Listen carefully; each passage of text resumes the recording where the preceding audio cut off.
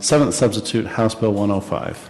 Seventh substitute, House Bill 105, plant extract amendments. Senator Urquhart. Senator Urquhart. Thank you, Mr. President Pro Tem.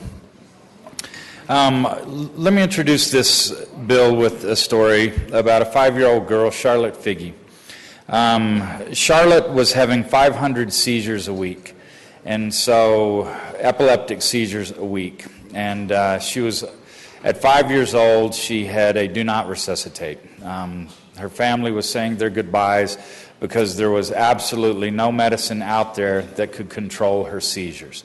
And so with these seizures, it destroys the brain, and then the barbiturates that these children take to try to control the seizures a bit, those drugs ruin their liver, their kidneys. And so rather than give up and say their complete goodbyes, Charlotte, who was in Colorado, she got together with this family that they were coming up with a strain of hemp that was high in something called CBD and very low in THC. So THC is the psychoactive component of marijuana. And so they figured, okay, what could it hurt? And so she took this CBD, also called Elepsia, or now some people call it Charlotte's Web, after the story I'm telling you. And so she started taking that, and now we're 18 months beyond that point, and Charlotte has no seizures, and she's a budding ballerina. She's taking ballet. Currently, this product is available, this particular product that Charlotte took is available in Colorado. Now, if the product were available in Canada, Mexico, anywhere outside of the United States, that wouldn't be a problem, because we could import it into the state of Utah.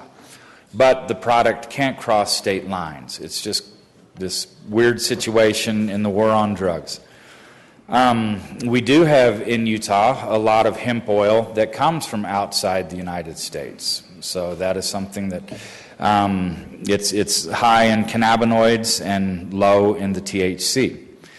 And so you have families that obviously they're going to do what they need to do for their children, so they're moving to Colorado so that they can get some of this product, the CBD. And so currently there are 180 boys and girls who are taking the product. And so of those, 80% have experienced a 50% reduction in their seizures. And so this is something that there needs to be a lot more testing to tell exactly what's going on. But it is something that we're dealing with children who they have intractable epilepsy. And so what that means, as we've defined it in the bill, is that they have tried 3 or more treatment modalities that aren't working. And so if a neurologist prescribes this, then this bill would allow them to possess the CBD in Utah, in other words, to bring it across the state lines. And so I will briefly explain how the process works, and then I would like to yield to Senator Valentine, who's put some good work into this. And let me just point out that so many people have put such good work into this, starting with Representative Gage Frower, who's here on the floor with us. Laura Warburton has just been fantastic working with all the families, and of course the families themselves, who have just been so active in this process.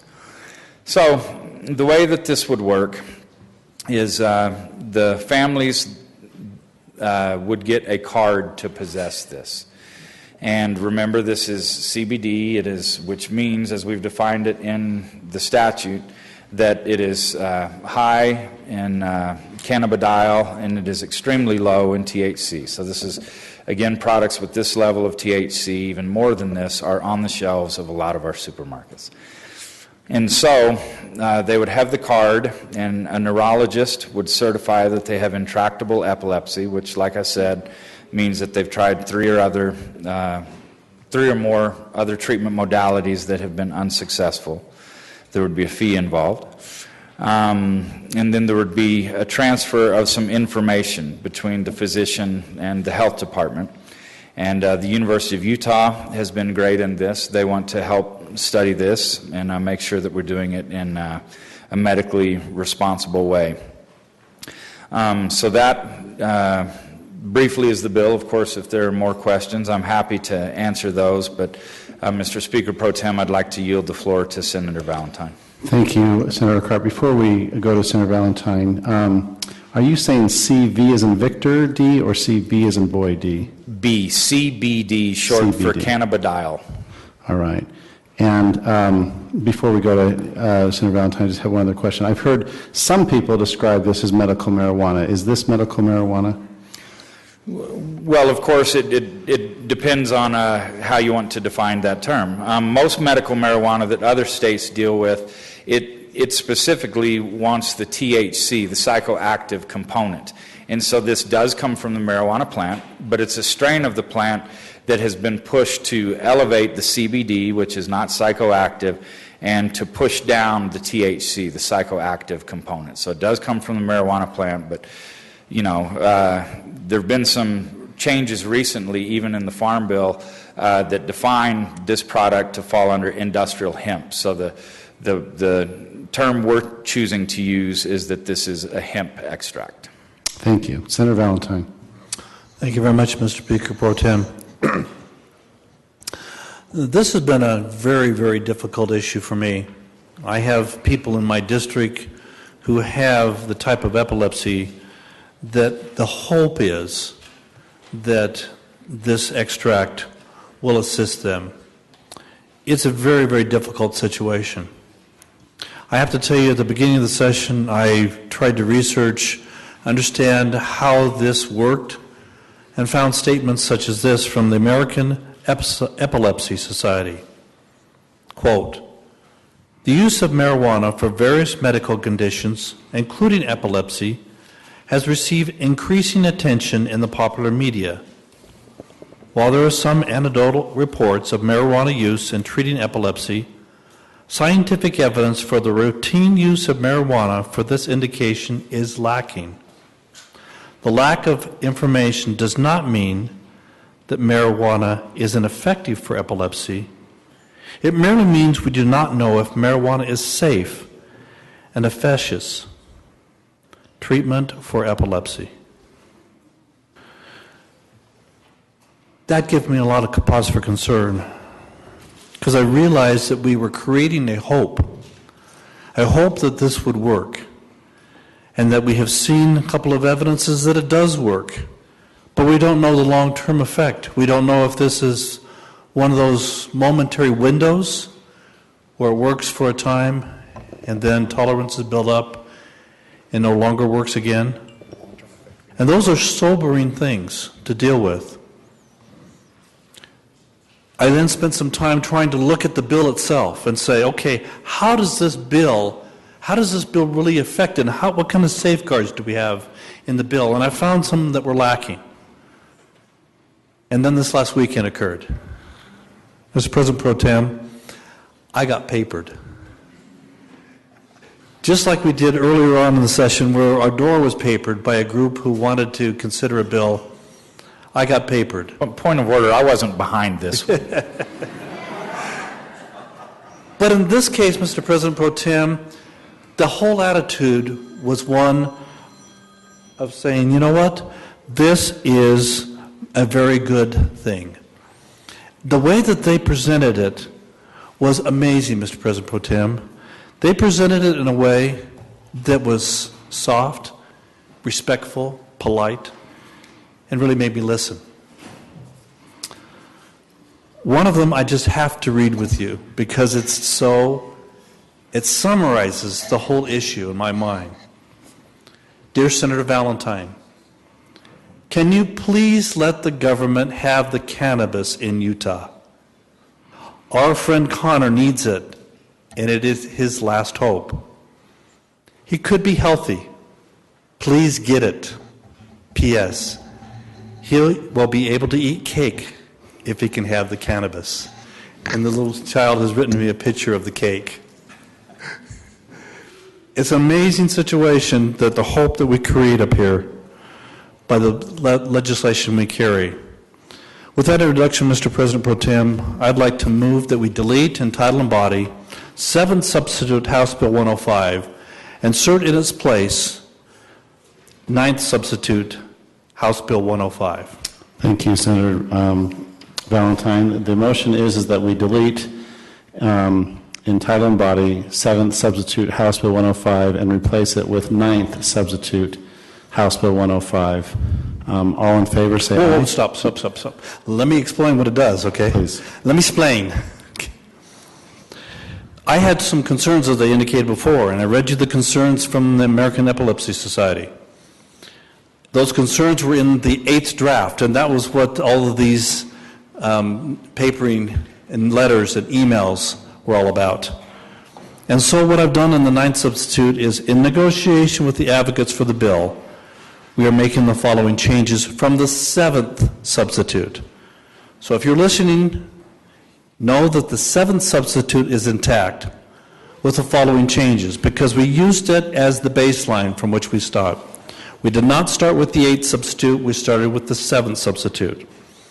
The first changes are on page 4, lines 109 through 110.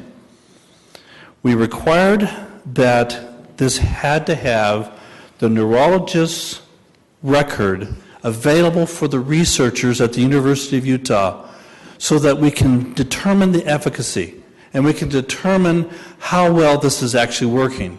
Because this is a 2-year time period in which we are going to deal with this bill.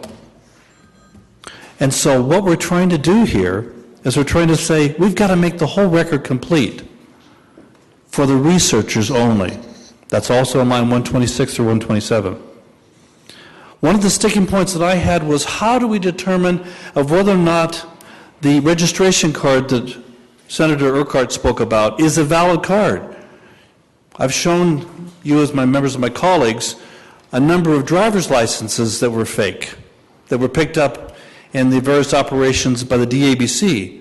I wanted to be able to determine that these registration cards could be cross-checked, the same way we do with a driver's license, and that's how we find that the driver's license were fake. By establishing the provisions on line 144 through 145, the Department of Public Safety will not be able to get at the health records, but will be able to confirm that it's a valid registration card. I did not change the requirement for the registration cards to be changed from anything but annual. They'll still be annual. I did not change the effective date for the 2-year program. It still begins and ends on the same date as Senate Bill 7, as the 7th substitute. One important thing that was missing in the bill, in my mind, was how do we determine the quality control of the hemp oil that is administered to our kids? Are there pesticides in it? Are there herbicides in it? Are there bacterial contaminations? Are the amounts of CBD at the proper level to actually do any good? Are there too high levels of THC? Those things were not covered in the bill. And so on lines 183 through 185, I provide that a laboratory that is not affiliated with the producer of the hemp extract, licensed in the state where the hemp was produced, must certify as to how that is meeting those requirements of cross-contamination, of a proper dosing. Mr. President Pro Tem and members of the Senate, this was done out of a labor of love for the people of the state of Utah and the children of Utah, and that's why I've made the 9th substitute. All right, so the motion is to delete in title and body the 7th substitute House Bill 105 and to replace it with 9th substitute House Bill 105. Is there any questions or debate to the motion? Seeing none, would you like to sum on that motion? I'll waive summation. You probably ought to go back to the sponsor to make certain that the sponsor, that I've indicated correctly what's in the 9th substitute. All right, Senator Urquhart. Yes, I appreciate Senator Valentine's good work on this bill, and the ninth substitute makes it an even better bill. All right. Seeing no further, Senator Standing, all in favor of the motion to replace 7th substitute with 9th substitute, say aye. Aye. Any opposed, say nay. That motion passes. Thank you, Mr. President Pro Tem, and thank you, Senator Urquhart, for working with me on this substitute. Before you sit down, Senator Valentine, I caught this in your presentation, but I just wanted to just double check. So the state of Utah itself would not be certifying the quality of any of this oil. It would be done by another state. Is that correct? That is correct. It'll be done by independent labs that are qualified by their states. I did not want to put Utah into the position of trying to certify and trying to be legally responsible for it, but since it's going to be produced in other places, I felt a proper balance is to say, let the other states certify the quality control in the lab, but it must have that quality control in place before we allow it to be administered to our children. Thank you, Senator Valentine. Senator Urquhart? I'm open for questions on the bill. Questions on the bill. Senator Hilliard. Thank you, Mr. Chair. I stand in support of the bill. And this has been some way for me to come here to this point, because when I first heard about it, I had some deep concerns about it. Appreciate the work that Representative Fleur has done in working it over in the House, Senator Urquhart, Senator Valentine. It's addressed many of the concerns that I have, and I feel comfortable, willing to step out in space and take a chance, because that's really what we're doing. You know, as I heard about this, my initial reaction was there's a number of now currently illegal drugs that started out legal because we didn't know the full implications of where they were going to go and what they were going to do. They brought relief. I'm reminded of saying that for every difficult problem, there's a simple solution that doesn't work. And so I think the thoughtfulness of which have been put into this bill, the concerns, those are all in ways that will give us a chance in Utah to find out if it does work. Certainly hope and pray that these children who have this problem, that it seemed to work, continues to work. The concern you always have is what's the long-term effects? What will this be like 10, 15 years from now? We don't know that yet. But on the other hand, these kids can't wait. They're in this time of their life right now. They can't wait.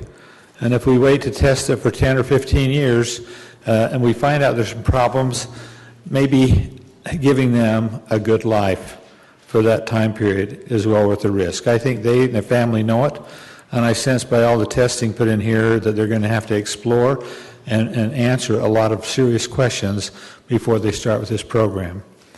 I think, again, as you look at this, I appreciate the work that people have done on it. I think the sunset on it, the testing on it, these will keep us our finger on it to make sure if we find there's some dramatic problems, we'll be back in session every year. I'm sure those issues can be brought up to us by those that are concerned about it. But if it helps and it doesn't harm, then I'm more than willing to give that a chance. So I speak in favor of the bill. Thank you. Senator Vickers? Thank you, Mr. President Pro Tem. I've kind of taken a personal journey on this bill. Being with my professional background, being in pharmacy, I started getting a lot of questions on this bill early on. I was well aware during the summer, and so I started doing a little bit of research then. And then as the session began, I started getting questions from a number of my colleagues in the House and asking them, what my thoughts were. And so I decided I had to really dig into this. So probably with the exception of Senator Urquhart and Representative Froehler, I've probably vetted this thing probably more than anybody up here, spent a great deal of time looking at it. And I'll tell you, my first thoughts were that we have some real serious policy concerns here.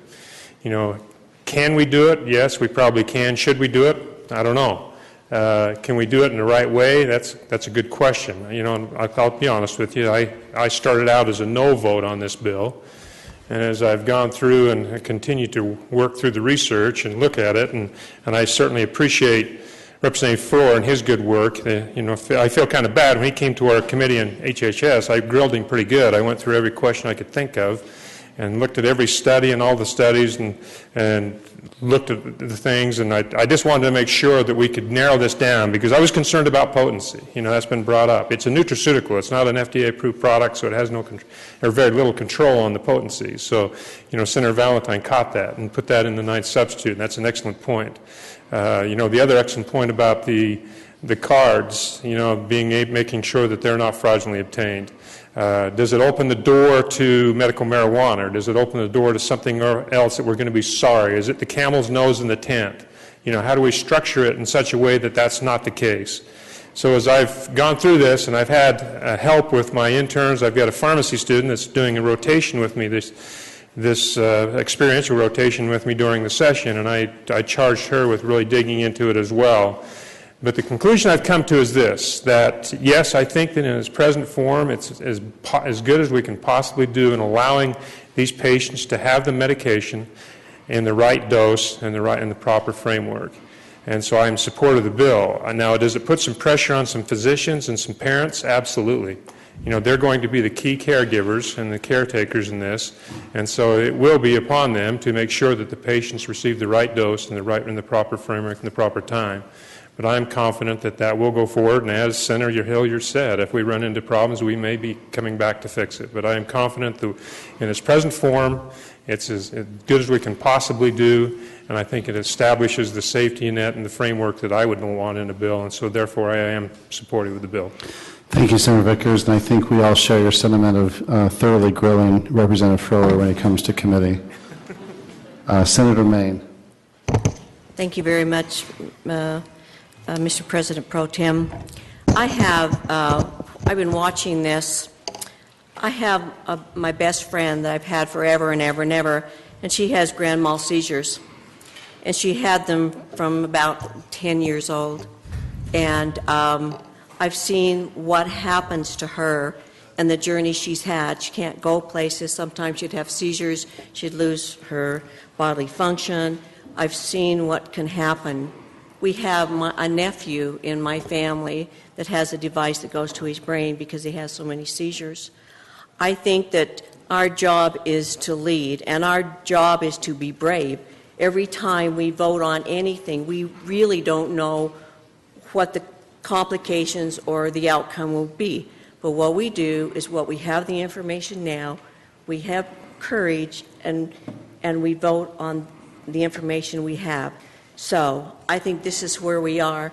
We know it's an issue, and we're going to be faced with other things to come about the marijuana issue, the pain relief it has. I've had phone calls from my Senate district where their doctors have said, when they have someone that's desperately ill in their family with pain, what should I do? My doctor says this could help us.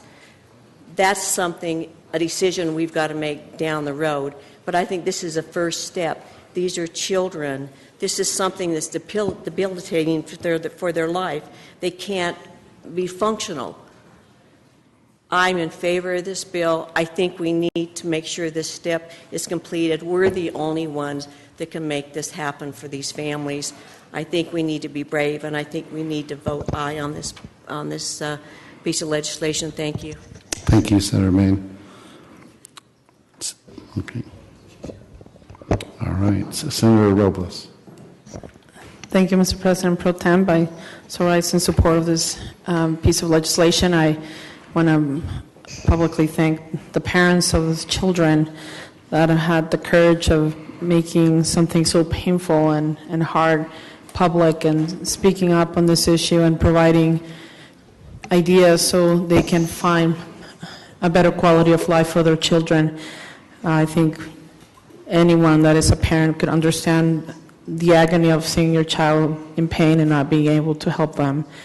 And for many of us, it may just be minor experiences compared to what these parents are facing every single day. And the opportunity for us as a state to empower parents, and we talk a lot here in the legislature about empowering parents and trusting them with their children.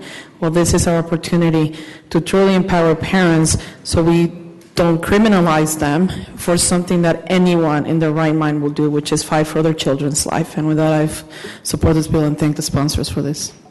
Thank you, Senator Robles. Senator Mattson. Thank you, Mr. President Pro Tem. I rise in support of this piece of legislation, and I also want to commend both the House sponsor and the Senate sponsor for their courage and diligence in bringing this forward, especially given that so much of what is perceived about the underlying substance is based on what I would have to characterize as superstition that has taken place over years about really a benign substance naturally occurring that has a lot of properties that admittedly we don't understand, but the very fact that we can't do research on the potential medical benefits of this substance speaks to the hysteria surrounding this substance. And I hope that this is the first of several steps that we will take away from the superstitious attitude over this substance and look at it clear-eyed. Open it up for medical research. Let's find out what properties this substance might have, and let's not fall prey to some people's belief that it's appropriate for government to jump in and say, oh, sorry, ingesting this substance is not a government-approved pursuit of happiness. Sorry, we're going to ban it. We're going to criminalize it. We're going to drive it underground and power cartels, build empires within government and so forth. But this is a great first step to try and give some relief to these families. It pains my heart that they've had to wait so long, again, because of the superstition that surrounds this substance. So I applaud the courage of those who have taken this up and persisted, and I hope that this is the first step towards ending paraphrase Jefferson, the reign of the witches on this substance. I do have one question, though, if I may, to the sponsor on lines 146 through 148. Will you yield, Senator Yes. Urquhart? And it just has to do with the fee that's set, and there is a lot involved here. There are a lot of hoops to jump through, and I'm concerned that fee may become prohibitive. I didn't see a fiscal note, and I'm wondering if you can speak to, has there been any projection as to what that fee might be, and is the community in a position to absorb that? I mean, there's a lot of other expenses and difficulties that come with treating a child like this. Are we just adding another burden that makes it impracticable for some people to get this kind of treatment? Thank you for the question, Senator. Obviously, part of this is we're trying to avoid a fiscal note, and we're trying to reflect the real costs. And the original costs are projected to be about $400. But that will decrease as we have more children involved in this. Okay. Thank you.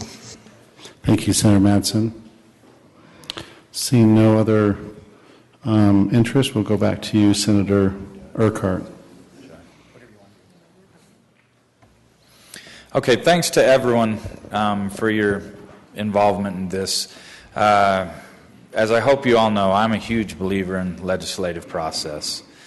When I saw that Representative Frower wanted to run this, I told him, hey, I want in on this, and fully believing that the process would work, and I think the process has worked. We're to our 9th substitute, which is pumpkin, and some of you who haven't been here that long, you might not know why we do that. That's the paper that it was printed on. You would know, what substitute you were on by the color of the paper. And so each substitute has a designated color for the paper. And 9th substitute, you're getting pretty close to the point where it's black on black, and you just have to give up on it. But I appreciate, as Senator Vickers said, Senator Valentine said, and many of you, the journey. We can say what a long, strange trip it's been. But we've had so much good work put into this, and I think we're ending up with a bill that is very good, and it will bring significant relief.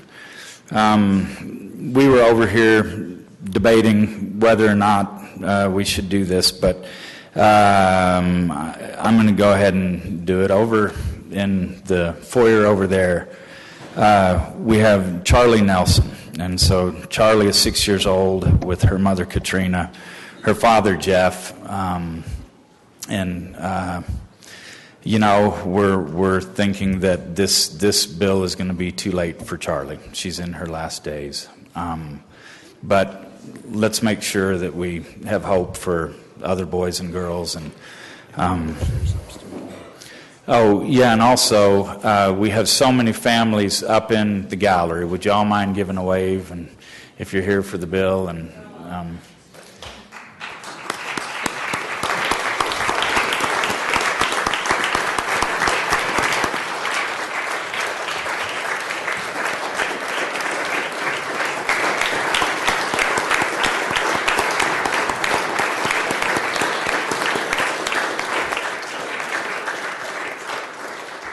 so it's been a lot of fun working with the group, and it can be a frustrating process as we go from one draft to another draft, and someone brings up concerns, but this is a testament to good process, that even if it looks like someone is starting out as an enemy, let's use that word, that often is not the case up here.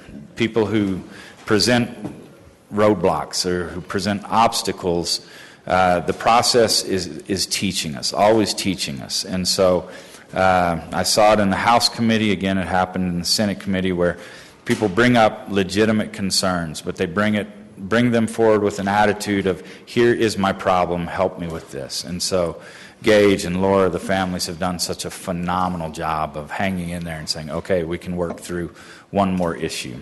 And this is great work to which I can claim very little credit. Gage and Laura and the families did so much. And with that, Mr. Speaker Pro Tem, as permitted by the Constitution, I move to suspend the 3 reading requirement. All in favor of suspending the 3 reading requirements as permitted under the Utah Constitution, say aye. Aye. Any opposed, say nay. Senator Urquhart, that motion passes. Under suspension of the rules, I move final passage of 9th substitute House Bill 105, plant extract amendments. And the motion is to pass 9th substitute House Bill 105. Roll call vote. Senator Adams. Bramble. Christensen. DeBackus. Davis. Dayton. Harper. Henderson. Hilliard. Hinkins. Jenkins. Jones.